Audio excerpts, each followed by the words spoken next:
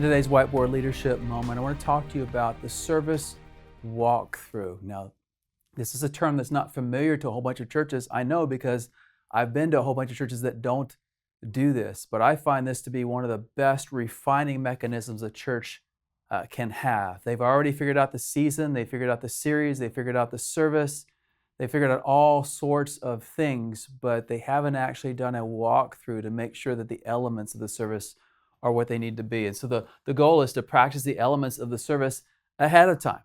A lot of times people don't practice these things, and it gets us in trouble when we finally actually put them together for the service. Where to do this? You do this in the auditorium, wherever the service is, because you're not just going to walk through the elements, you're going to make sure that the lighting and the sound and all the tech is there as well, and there's transitions going on the stage and coming off the stage. All those things have to be figured out. And we're trying to create this great flow from element to element in the service. How often and how long? It's 30 minutes every single week. If you're going to have a service in that week, it makes sense you'd have a service walkthrough the week you have it. You do it every single week.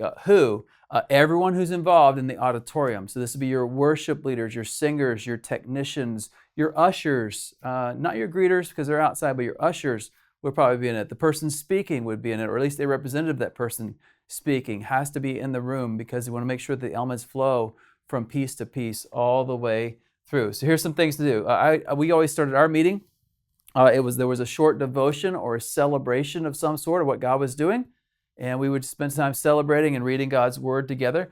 We would have a written order from Planning Center Online or some other, sometimes it was just Excel, but there'd be an order of service that everyone would get. They have it in their hand. If it's not written down, it doesn't exist. And so here's the order. Everyone has it. Everyone can see it. So everyone can speak into it and understand it. Then we would pray together after we talked through the service, and then we would walk through the service. Now, here's the thing. The pastor did not give the sermon, the whole sermon, but they did give the points, the outlines to make sure the slides are correct. All the songs were sung, and everyone looked at the slides to make sure that everything was spelled correctly and that the words were on the right lines and things like that. I don't know if you've ever been in a service where there's misspelling or the slides aren't the right ones or whatever, but it's very cringy, very cringe factor oriented, and it's a difficult thing. But if they have the right words and sing the right songs, that's a good thing in the life of a church. And so songs and slides, and